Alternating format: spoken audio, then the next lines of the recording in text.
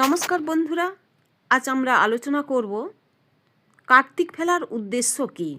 এখন আমাদের গ্রামের বাংলায় নববিবাহিত দম্পতির বাড়িতে বন্ধু বান্ধব স্থানীয় আত্মীয় স্বজন ব্যক্তিরা কার্তিক ফেলে আসেন।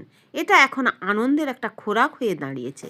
তাহলে কার্তিক ফেলার উদ্দেশ্য কি শুধুই আনন্দ লাভ, না অন্য কোনো কারণ আছে? সেই বিষয়টা আমরা ভালো করে জেনে নেব। প্রথমে জানব কার্তিক ফেলা হয় কাদের বাড়িতে। প্রথমত নববিবাহিত দম্পতির বাড়িতে, দ্বিতীয়ত যে সকল দম্পতির পুত্র সন্তান এখনও জন্মগ্রহণ করেনি তাদের বাড়িতে কার্তিক ফেলা হয়। তাছাড়া নিঃসন্তান দম্পতির বাড়িতেও কার্তিক ফেলা হয়। তাহলে এ থেকে বোঝা যাচ্ছে প্রথম উদ্দেশ্য সন্তান লাভ, দ্বিতীয় উদ্দেশ্য হলো পুত্র সন্তান লাভ। নবদম্পতির বাড়িতে কার্তিক ফেলা হয় যাতে তাদের দাম্পত্য জীবন সুখের হয়, শান্তির হয়, স্বস্তির হয়, সার্বিক কল্যাণ হয় পরিবারের।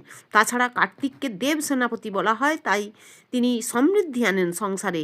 তাছাড়া প্রচলিত বিশ্বাস কার্তিক ঠাকুর সমস্ত বিপদ থেকে রক্ষা করেন। কার্তিক পূজা করলে যুদ্ধ জয় করা সম্ভব, শত্রুর হাত থেকে রক্ষা পাওয়া যায়। আমাদের এখানে সারা মাস ধরে কার্তিক ফেলা হয়। সংক্রান্তির দিন পুজো করেন যাদের বাড়িতে কার্তিক ফেলা হয়। পাড়া প্রতিবেশী আত্মীয় স্বজন কুটুম্ব বন্ধু বান্ধব সকলকে নিমন্ত্রণ করে খাওয়ানো হয়। পূজা শেষে গাছের গোড়ায় কার্তিক ঠাকুরকে বসিয়ে রেখে আসা হয়, জলে ফেলার নিয়ম নাই। তাহলে বন্ধুরা, আজকে শুনলেন কার্তিক ফেলার উদ্দেশ্য। আজ এই পর্যন্ত, আবার দেখা হবে অন্য একটা ভিডিও।